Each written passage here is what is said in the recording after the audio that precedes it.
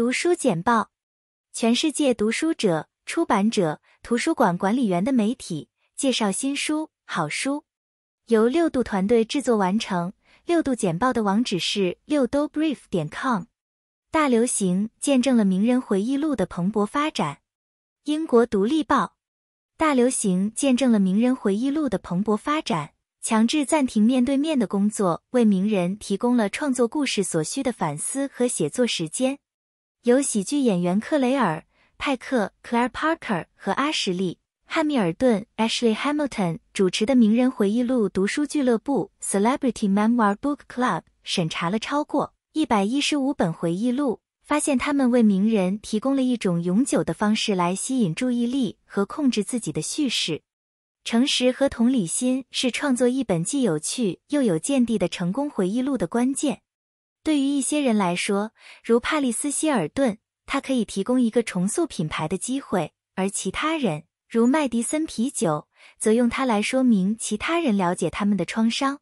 与代笔作家合作是常见的做法。派克和汉密尔顿认为，使用代笔可以使一本书更具可读性和乐趣，同时使名人受益。来自不同背景的名人正在撰写回忆录，以提高他们的地位和销量。派克和汉密尔顿的名人回忆录读书俱乐部已经来到现场，帮助他们驾驭这个不断扩大的市场。精英正在打算进一步利用人工智慧 AI 控制民众。彭博观点，经济学家达隆·阿西莫格鲁 Darren Acemoglu 和西蒙·詹森 Simon Johnson 在他们的著作《权力与进步：我们对技术和繁荣的千年斗争 Power and Progress：Our Thousand Years Fight Over Technology and Prosperity》中认为，强大的精英正在使用并打算进一步利用人工智慧 AI 来丰富自己，同时控制民众。经济学家表示，虽然以前的收益通常会为更广泛的社会带来好处，但人工智慧是不同的，因为它有望使其用户能够同时操纵人们并抢走他们的工作。他们提出了一系列补救措施，包括对互联网巨头征税、撤销一些专利法和法定干预，以抵消这些趋势。波特兰州立大学 Portland State University 计算机科学教授梅兰妮·米切尔 Melanie Mitchell 将这本书描述为引人入胜且令人大开眼界。合著者约翰逊是国际货币基金组织的前首席经济学家。阿西莫格鲁与詹姆斯·罗宾逊合着了《为什么国家失败：权力、繁荣和贫困的起源》一书。在他们的新书中，作者认为数位革命已被一群自私自利的精英所占用，创造了一个使用机器和演算法取代工人的技术公司的寡头政治。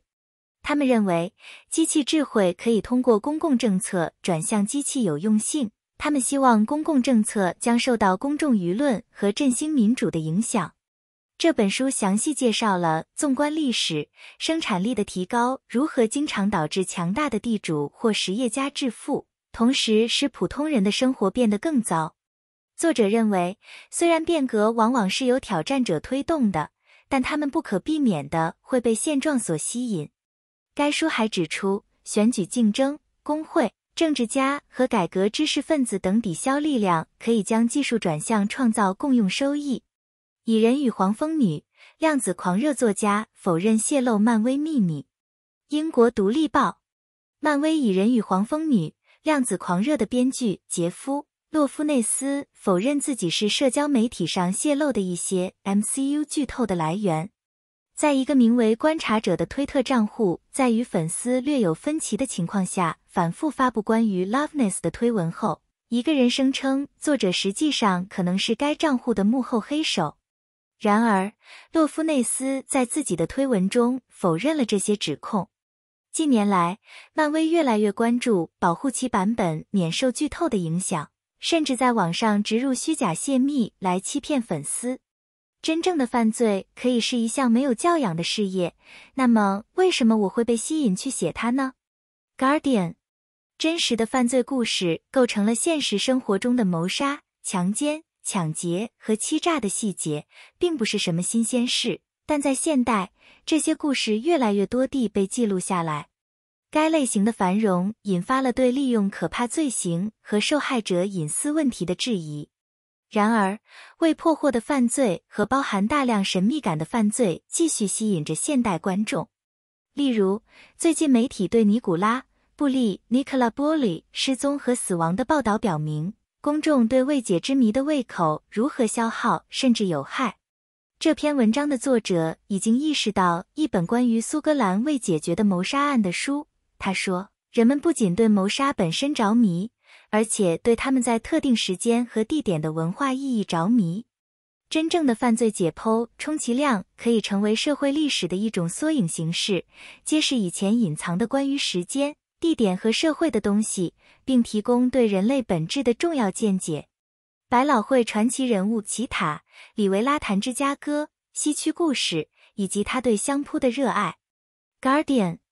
著名的百老汇艺人奇塔、里维拉 Chita Rivera 透露，他9岁时从咖啡桌上摔下来后才被推入90年的表演生涯。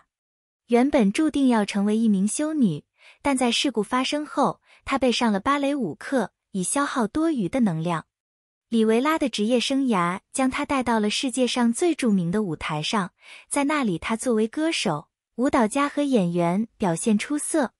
他的勇气和决心，他与他地狱般的另一个自我多洛雷斯，他的名字联系在一起，是他成功的关键。里维拉在20世纪一些最著名的音乐剧中扮演角色，他在1975年百老汇音乐剧《芝加哥》中对维尔玛的描绘赢得了广泛的赞誉。里维拉今年90岁了，仍在工作，在最近的一次活动中与他的钢琴、贝斯和鼓三重奏一起表演。谢谢大家收看读书简报。我们的读书视频是